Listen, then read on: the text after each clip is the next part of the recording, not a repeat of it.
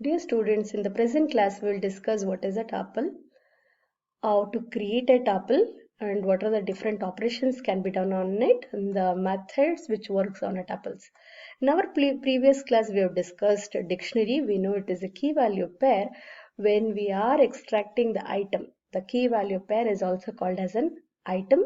Items are nothing but a tuples. The list of tuples we can able to get in the dictionaries. So, what's a tuple? Tuples are another kind of sequence that functions much like a list. We know what is a list. We are going to create an empty list with a set of square brackets, empty dictionary with a set of empty flower brackets. And the tuple, how we can declare it? We can declare it with a set of small brackets. This is a tuple. You can just check out what is the type of this variable A or the object A. It's a tuple. So how we can access this? We know how to create a tuple. How we can access this? We can access with the index, just like the list. And also we can use the slicing on the tuple. So we already discussed with an examples on the list. In the similar way, you can do it for tuple as well. We'll just create another example of the tuple, and also the name tuple creates an empty tuple. We can just do that also. So in the case of list, the function list. In case of dictionary, the function dict. Here the function tuple.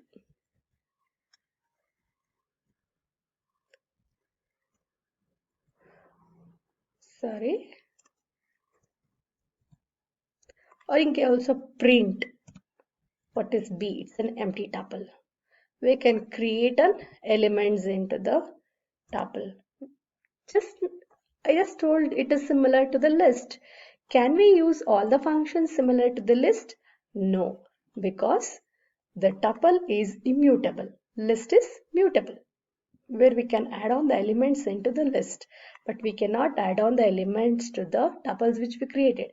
Here we have created an empty tuple of A and B. We can't add the elements to it. We can just try it. Append an element to the things, it is an error because tuple object has no attribute of this append. It won't support to alter the contents of the tuple which we have created. A and B retains an empty itself. We can't alter this. So while creating, you can just add on the elements and we can create a tuple. What type of elements can we create? We can create any type of elements. So it is an heterogeneous.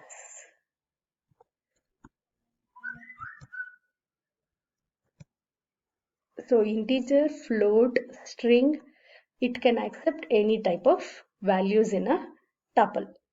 We just create one more tuple and see the slicing of this, how it can work with.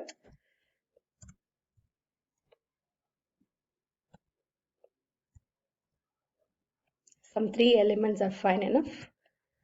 So what we are doing here is slicing, extracting replacing the first character in the tuple T with the uppercase and then slicing by starting from the beginning index 1. We are not considering the first index, that is A. We are extracting these contents and our new T is, this is the content. So when we are creating a tuple, one other important point, when we are adding the elements, how we are going to create a tuple with an empty set of square brackets. So suppose I'll just write variable C. I want to create a tuple. There is no mandate I need to use a set of small brackets. I can directly write the values. So it is a tuple. If it is a single element, how we can do it? Single element, the comma is mandate after the element. That is how you can create a single element in a tuple. If you are not writing a comma over there, then it will be a normal integer. It can't be a tuple. It all depends on what type of value we are storing. Since it is an integer value, it will be a normal integer. If it was a string, then it will be a string. It can't be a tuple. We can just modify here. It's a string here. Sorry, it's a tuple of strings or a character, what I can say. Here, if I just do it like this with a single quote, then it will be a string. It will not be a tuple. This is what the thing is. You should be very careful when you are creating a single element in a tuple. After providing the element, the comma is mandate. Either you provide the element within a set of small brackets or directly the element. When there are multiple elements, again, either you can use a set of small brackets or without that, it's fine. The reason why we need to use a small bracket, it will be easy for us to identify whether it is a tuple or not. That is the only reason we need to include the the elements inside the small brackets. So the next topic we'll see tuples are immutable. So we know this is a tuple T. I just want to alter the contents, and also we know using an index we can access the elements, and also slicing we can do it. So we'll try to change the content of the tuple by storing some of the value in it. We'll see whether it accepts. See, it will not support this because it is immutable. So what in case if it is a list, it would have been supported and we can able to alter the contents in the list. So strings and tuples are immutable. Okay. The next thing is the tale of two sequences. Sequences here we are talking about list and tuple. We know what are all the methods which works on the list. There were many methods and we discussed all those. Now we'll see what are all the different methods which work on the tuple. Only two methods it supports, the count and index. So you know count. When we having multiple times any elements in the tuple, so it counts how many occurrences of that particular element in the tuple. Suppose if I write 3 times A and let me write B another one time, and I need to execute this. Okay. So write count T dot count. We need to check with the element A how many times it occurs. It occurs 3 times. What if it is B? How many times it occurs? It gives 2. So I want to check index. What is the index of this particular element?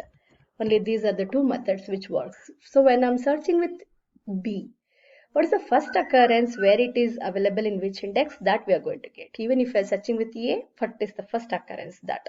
So here the result will be 1. If I'm searching for A, the result will be 0. It will not trace to as soon as it found that particular element, give the result as index. Only these are the two methods which works on the tuple. The next topic we'll discuss tuple assignment. So we know how to assign the values. So very important thing on a tuple is we can write the contents in the left hand side. The tuple can be written in the left hand side and the values can be written in the right hand side. We can assign the values. Suppose a very simple example what we can write to swap two elements. So we know how we were writing swapping. A minimum of 3 expressions is required in order to swap the elements of elements stored in two different variables. So in the tuple, it can be done in a single expression. First, let us see what is the values we store in it. The value of A is 12, value of B is, I'll just store it 20. These are the values in A and B. If you want, you can just print those values as well and confirm whether you're going to get these values are 12 and 20. Now, how I can exchange these values? This is a tuple AB. I can write either it in a small brackets or I can just write it as it is. Now, what the value I want it in A is the value of B. The value I want it in B is its A value. So just after this, it has been exchanged. You can just check it. print the value of A and B. It has been exchanged. This is how using a single instruction in a tuple we can able to do the swapping of two elements. It need not to be just direct the variables. I can write the values for any tuple. Suppose I've not created before, I'll just write it z comma x. I'll be storing the values 2 and 9 in these. Yes, of course it has been done. You can just check it. Yes. So the right hand side can be anything. Just we know it can be an expression, it can be a variable, or it can be a constant, anything. But the left hand side should always be a locations or the variables where we can store the data. Here you can't write some values 2 comma 9 is equal to 9 comma 2. That is invalid. So with this we discussed the tuples and assignments. So we'll just discuss some more points. Suppose if we are having two variables to assign but three values, it will be an error. So too many values to unpack. And the thing is, there is a list and I want to assign that list to a tuple. The tuple can be written within a small brackets or without that. So how this works with, yeah, it's already been executed, fine. And another example, so we have a string and we know we can split the string with the split method. So we are splitting the string into two. So that is the username and the domain name. I want to store this username and domain name. After splitting, we get two words here. So those two words, instead of creating a list, I'm just storing it in the uname and domain. So we can print these things. This is how it works. So with this, it completes the tuples and assignment. It is very important topic. So where we can expect the program like how to swap the elements using a tuple or any simple example how we can work with it. So the next topic we'll discuss tuples are comparable. How we can compare tuples. So here is an example. When we are working on a tuple, basically what it does, it starts comparing from left to right all the elements one by one. It compares 0 with 0. Yes, both are same. Then it compares the next element. Here it's 1. Here it is 3. So this result is true because this 1 is less than 3. We are doing a relational operator here, less than. It is true.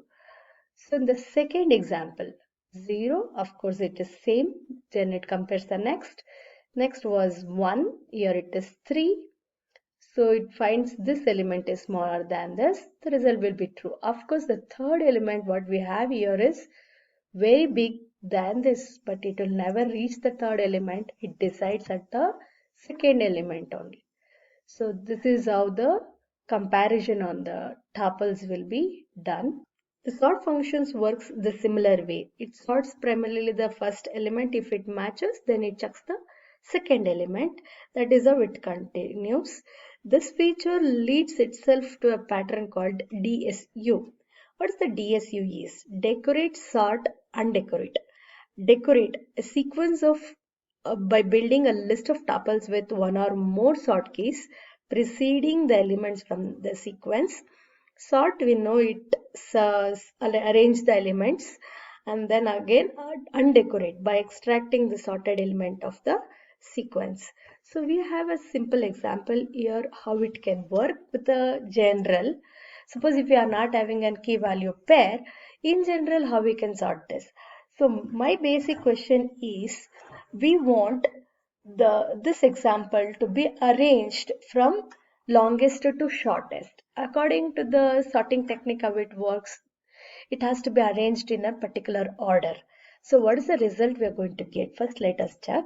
The next thing we'll discuss in the next class. See in this. So it checks the first character. Based on the first character, it finds the match. The B is the smallest. That's why it puts last. Even though there are many contents in it compared to this in. Okay. This is how the normal sort works. What if it is in a dictionary? How it works?